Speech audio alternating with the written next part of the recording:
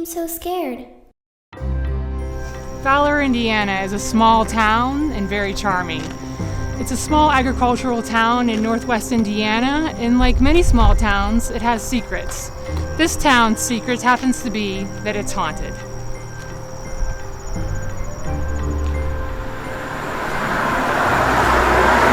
Welcome to the Fowler Theater.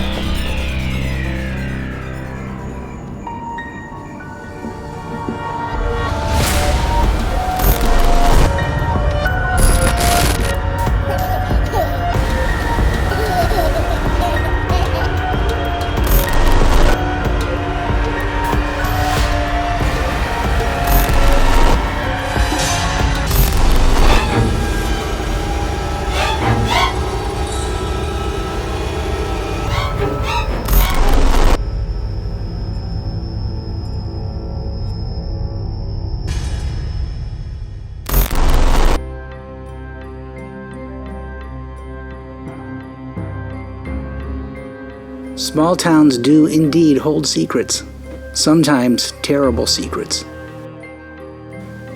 In a place where everyone knows each other, knows these secrets, sometimes it's easier to just not talk about these ghosts from the past.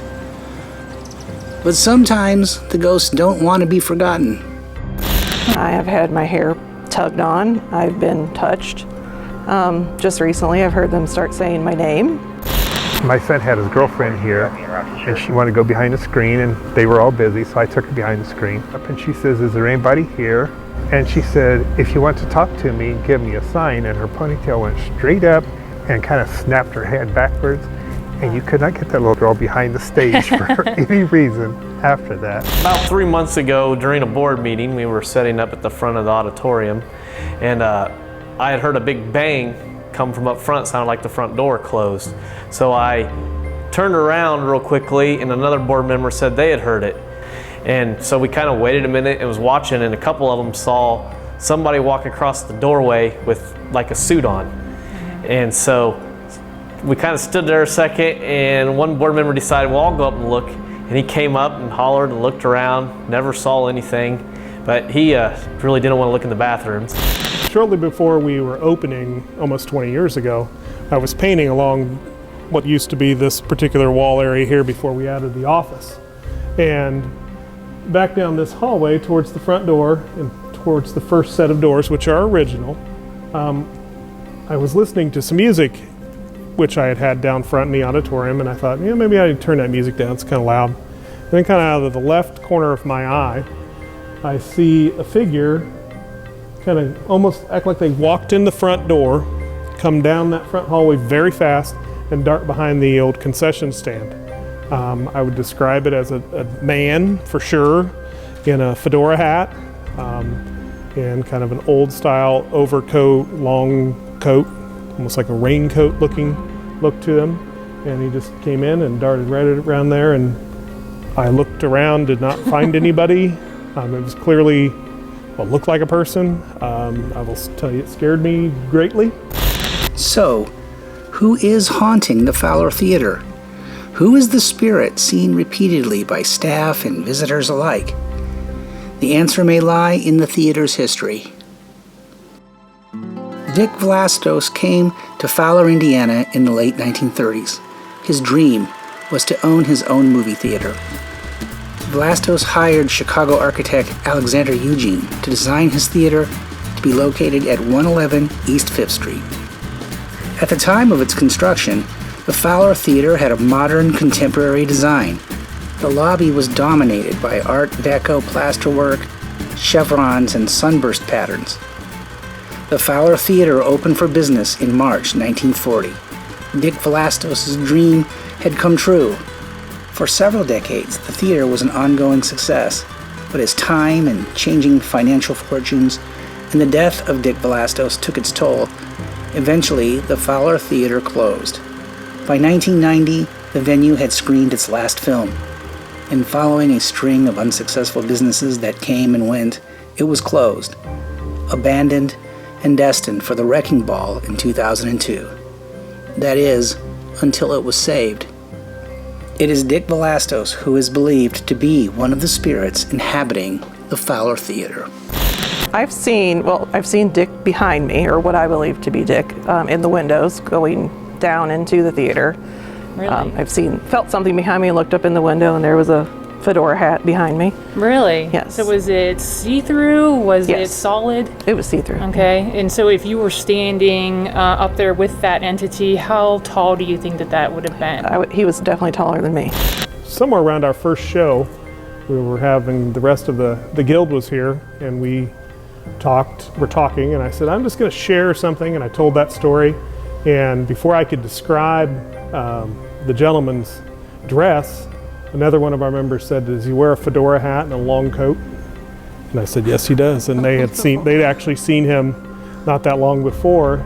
It was almost like that gentleman had come in here and worked every day, and that's what he did. He came in the front door, went around the back, and was doing his daily business. So do you think that it's been Dick Velastos this entire time? Yeah, I think he's been here to kind of supervise what's going on. I think he's very happy to see that it's coming back to its grandeur that he had. I think he's very happy with what's happening and still wants to be part of it. But Dick Velastos isn't the only specter that calls the Fowler Theater home. While paranormal encounters are reported all over the theater, including the concession stand and auditorium itself, hotspots seem to be in 3 distinct places. The first is the stage, particularly behind the screen. Late at night, long after the living have left, unexplained lights both on and behind the screen are commonly captured by security cameras. It is said that whatever resides behind the screen is unfriendly.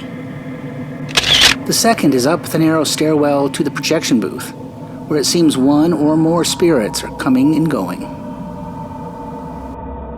And finally, the restrooms, where shadow figures have been seen. So I arrived tonight to meet Stephen to do the video shoot, do the interviews. So we're walking in, we come inside the concession area, and he's describing that they'd seen a shadow come through the door, and that as they came to the door, they're all outside of the bathroom, and he's describing as the door's being pushed open, they see the sink is on. Well, neither he and I had seen the sink on, it wasn't making a noise or whatever, and as he's describing the door being pushed open, the water is coming on. I'm like, the sink is on!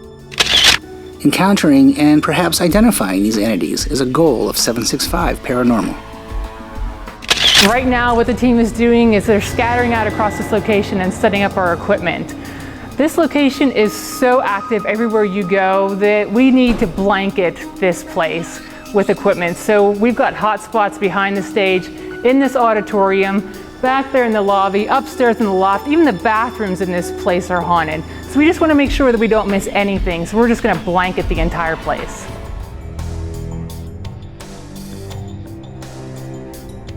Every investigation we set up cameras, we have to run cables, and we have to aim the cameras.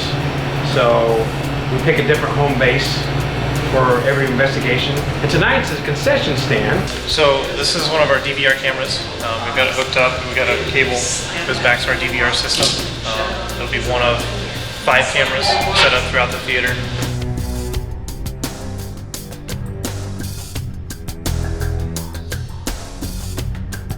So while we're setting up, we thought we could share a couple more stories with you guys. Dwight, tell us about the time that you came in and the sink was on again.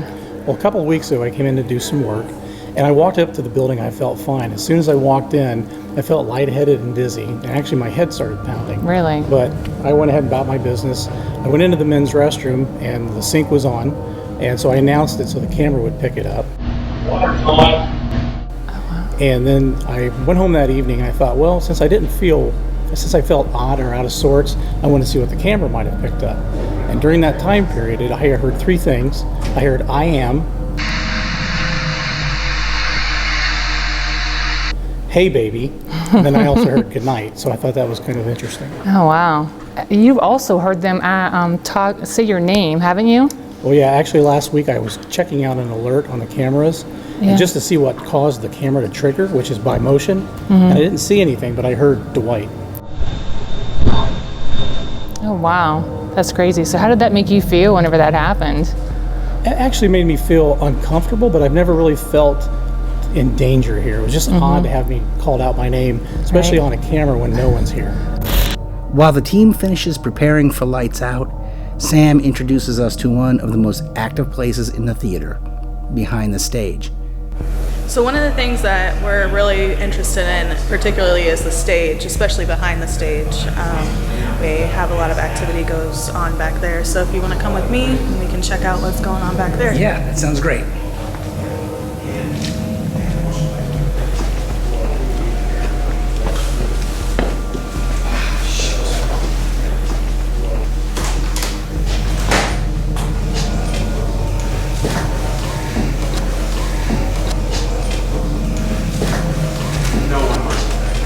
It's very dark back here. So this is the backstage. We have a lot of people that hear voices. They see people back here.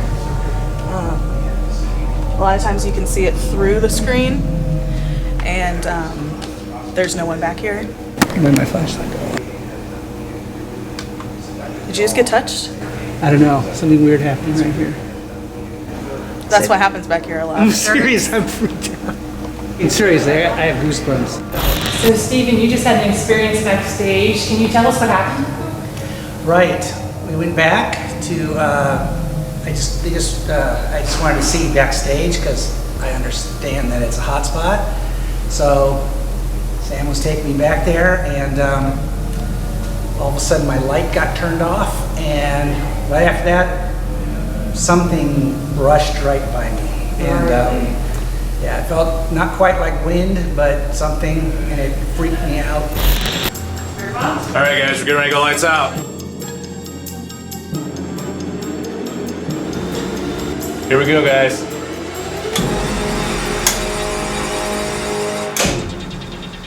And we're lights out. With teams stationed up in the projection room, the concession stand, and down at the front of the auditorium, things get active quickly. Justin and Zach begin with the classic flashlight experiment. So it's important to understand that this is just a standard flashlight. I can undo this.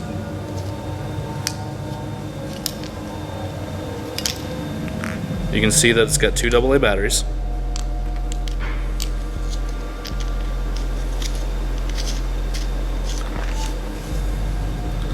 So how this flashlight is used is we complete the circuit by tightening this up, and then if we want to turn the flashlight off, then we loosen the circuit. To do the flashlight session, we leave the light on, and then we turn it off to where it's just barely disconnected. Spirits should be able, in theory, to come and put their energy on this, complete the circuit, and turn the flashlight on. Is there anyone in here that would like to communicate with us? My name's Justin. I also have Zach with me. I have flashlights sitting on the stage.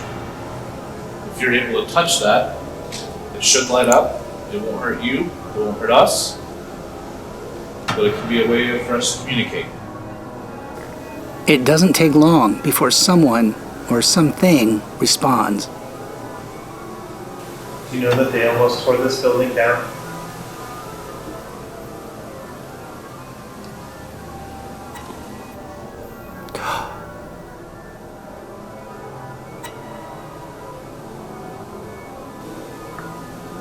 Can you turn that back off now? When you do it at the count of 3, I'll count down for you. When I get to 1, please turn off the flashlight. 3, 2, 1. Turn the flashlight off, please. All the way. Thank you.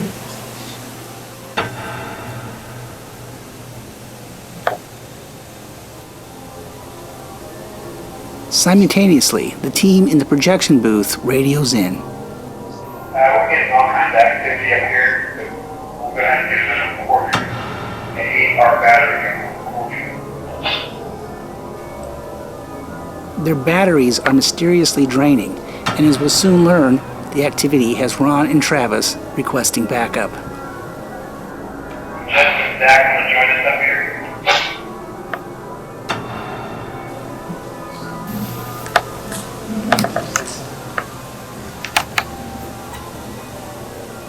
we have some stuff going on in there too. I'm serious, when that flashlight came on, I might have jumped out of my seat.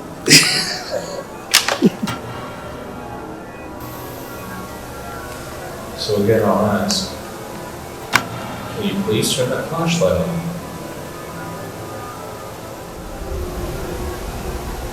Thank you. On the count of 3, I need you to turn the flashlight on. 1, 2, 3. Please turn off the flashlight. Thank you.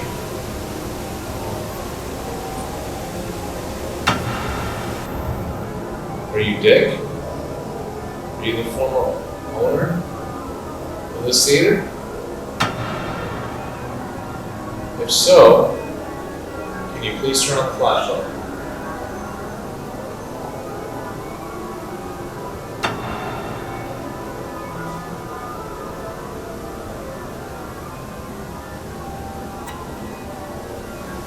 If you were a former employee of this theater, can you please turn on the flashlight? Are you the man that hanged himself in the theater?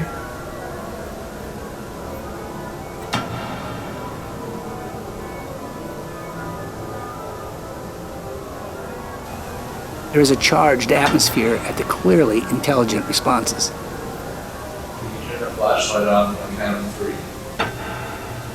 3, 2, 1. Turn on the flashlight, please. Thank you. Can you tell us why you hung yourself? What in your life was so bad that you didn't take it? Did it come from loneliness?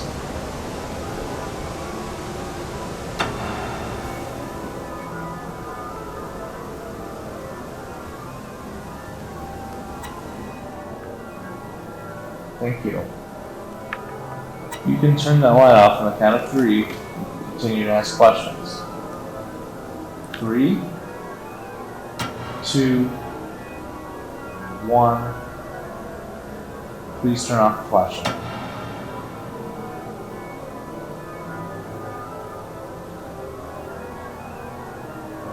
Thank you.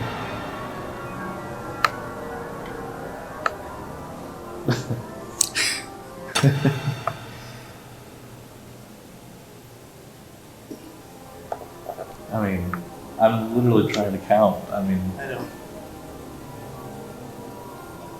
I remember a while ago, there were 2 elderly women that were here, and I talked to them because they remember Dick, the owner, and they said that there was a man who was here, that worked here, and he was gay. And back then, like, that was a huge no-no. Right. And supposedly there was some rumors going around, and I hope I'm saying this right, that he apparently was having relations with a young boy, and apparently he killed himself at home by hanging, but it wasn't here. Oh my god, that's the same person. Maybe it's because. Thank you. Okay. Can you turn the flashlight off for us on the count of 3? 3, 2, 1. Please turn off the flashlight. Thank you.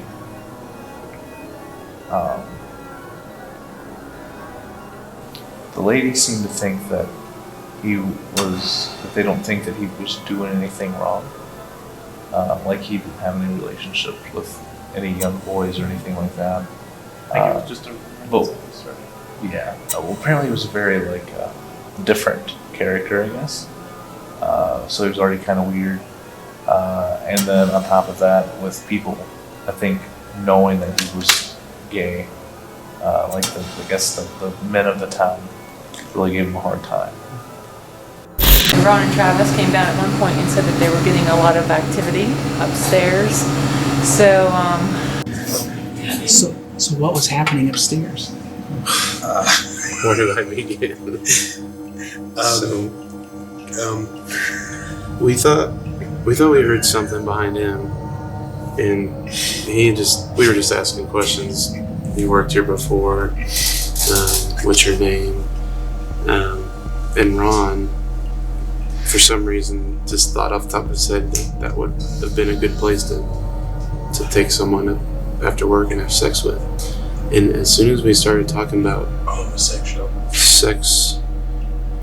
at first it was just regular sex, but then when we started asking, because I kept feeling like it was touching me, it touched the back of my neck, it touched my hair. And we were trying to figure out, like, yeah, it felt like it was touching the side, my love handles. So I'm like, why is it touching me? Like, is it homosexual? And I mean, serious. And I told him, on a serious note, every hair on his arm was straight up. And I told him that there's nothing to be, offended about. I understand your day and age probably was, and didn't I? Yeah. And then we're standing staring at each other, and we're not both moving. We're staring at each other, and then we're looking at each other, and we hear a growl, and we both went. My suggestion was to go out on the platform just to kind of refocus, and I told him, I said, I think he's out here, and then it felt like he was touching my freaking side. And so I said, I'm going downstairs. We're outside. Yeah, because we were sitting down and thinking, like, what would make total sense is if he was a homosexual. Like, what if he, was gay?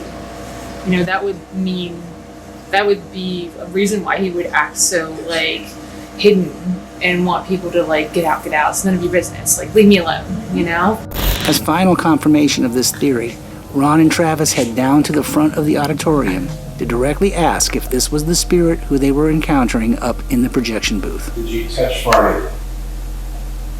Okay. All right, shut the flashlight off. Shut the flashlight off.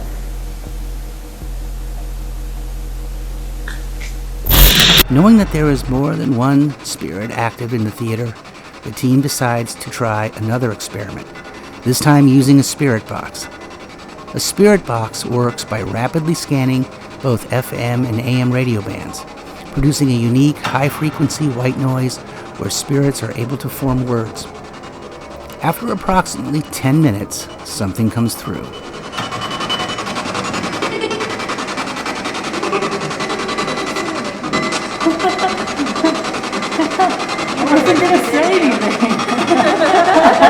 A hesitancy in answering questions seems to have set in. That is, until one question is asked that gets an immediate response. What do you want us to know? Let's take it out. Being down near the stage, it is believed that the command to get out comes from the entity that resides behind the screen. And so, as the hour gets very late, the entire team heads backstage for the night's final investigation.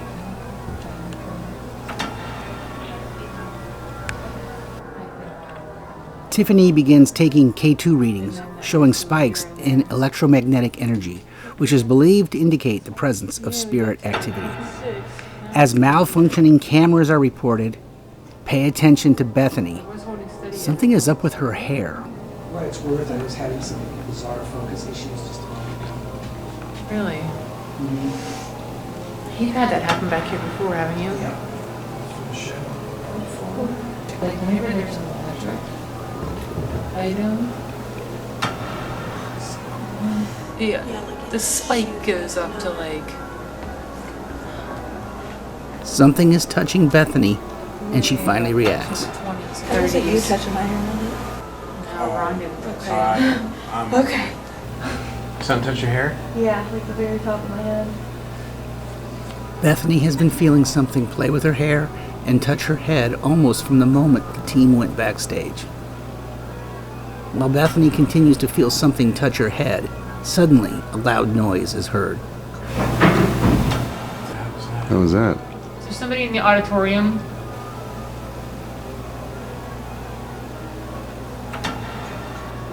There's no one out there. No. Oh, that's But we all heard it. Yep. Hey, that's never happened. And that is one of the Nobody was out claims, there. is that you will hear somebody. There we go. singing. Yeah, look at that. Like someone, no one's out Yeah. there. Yep. Yep, so thank you for confirming. Following a response on the flashlight, the team asks a direct question about Bethany feeling touched, and they get an instant response. So, have you been touching people's hair tonight? Wow. Okay. That is an emphatic yes. Wow. Can you turn the flashlight off, please?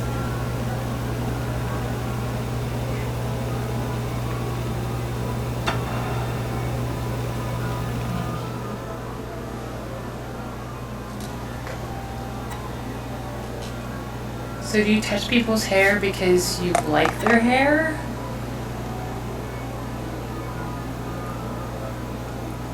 Do you touch their hair because you're trying to get our attention?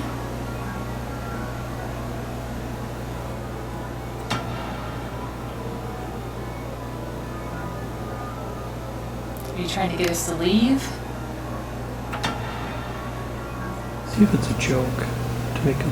Is it funny? Are you just trying to scare us and so that way you can get a laugh? Prankster? Oh, we just got a K2 hit. And the flashlight.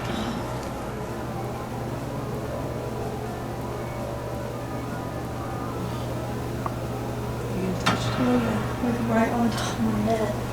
And just then, something remarkable happens. Oh, me too. Are you touching I just got people's touched on the head. hair right now? Is that you? Did you? Oh my gosh. Two others are suddenly touched. Yes. Right at the scalp. Yep. You get the scalp too? Right, I got it right on top of you. Right here.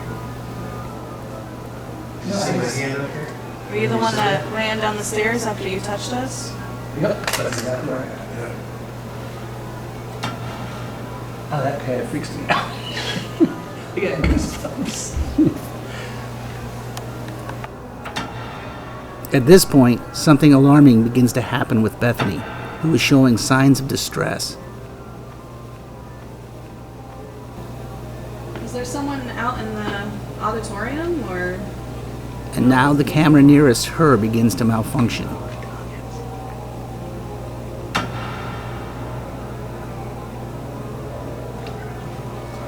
Are you getting pressure? Uh-huh. My shoulder. Oh, I'm sorry, Justin. This is over. Mike, who is one of the camera crew, is also an EMT and is growing concerned about her condition. That just means that you have it.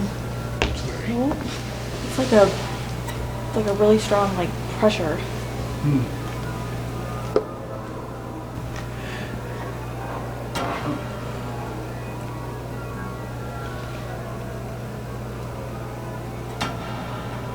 You want to step out? Yeah, I'm gonna have to get out of here. Let's take you. I'm going to give run pop vitals. What was that?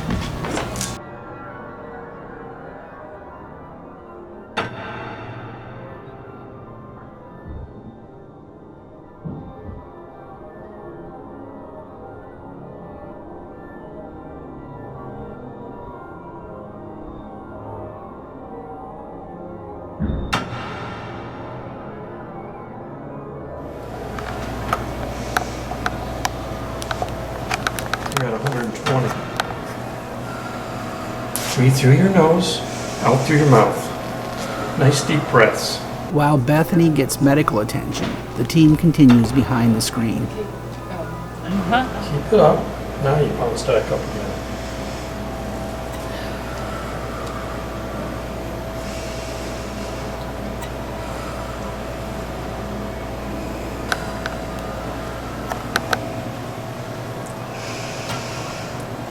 Hold.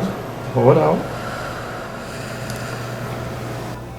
Backstage, the atmosphere has definitely changed, with no further activity happening once Bethany left the area. How do you feel now? You feeling a little bit better? I feel a lot better than what I did back there. Good. I'm going to do a blood check. So why don't you tell us what happened?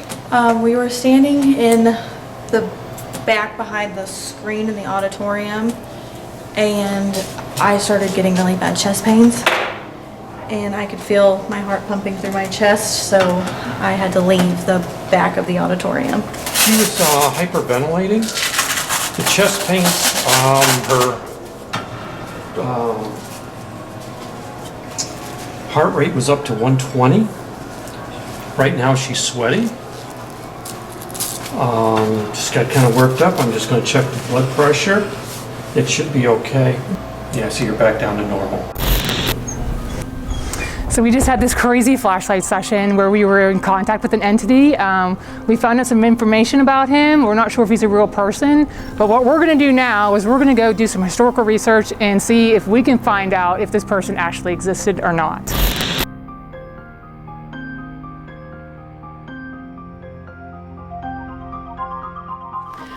So we found proof that the spirit that we were talking to was a real person. This is his death certificate here. We're not going to say his last name to you guys, but his first name was Danny. We want to be respectful of the family that might be still remaining in the area. It appears that there was a suicide attempt in December of 1967, and then he was successful with this attempt in October of 1968. Danny took his life in October of 1968 with a gunshot wound to the head with a .22 caliber pistol. But Danny was the manager of the Fowler Theater in the 60s. He was reported to be gay, and he was, there were some rumors about him that you guys have seen throughout this documentary, and we're not going to go through them here. We're just going to tell you what we do know. We have heard rumors that there was a hanging. Are you the man that hanged himself in the theater? We have yet to be able to find proof of that. We did find a picture of him. That's him right there in 9th grade. He was from Oxford, Indiana, so just a small town not very far from Fowler. And so that's him right there. And then last but not least, we do have the newspaper clipping of Danny's suicide. So he was 35 years old at the time, and he did die at St. Elizabeth Hospital in Lafayette, Indiana.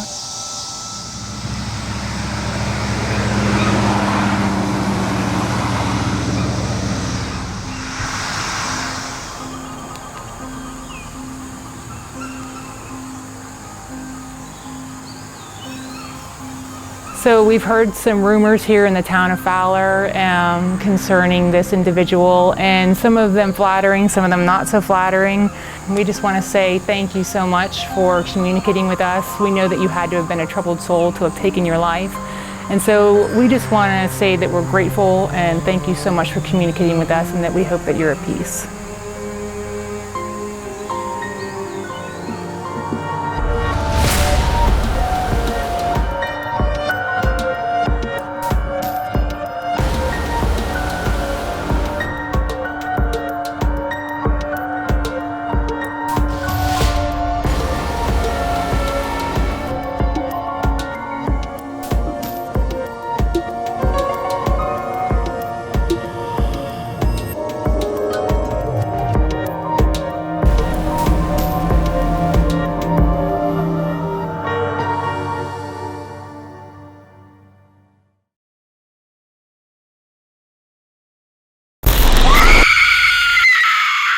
Why do you seem so scared?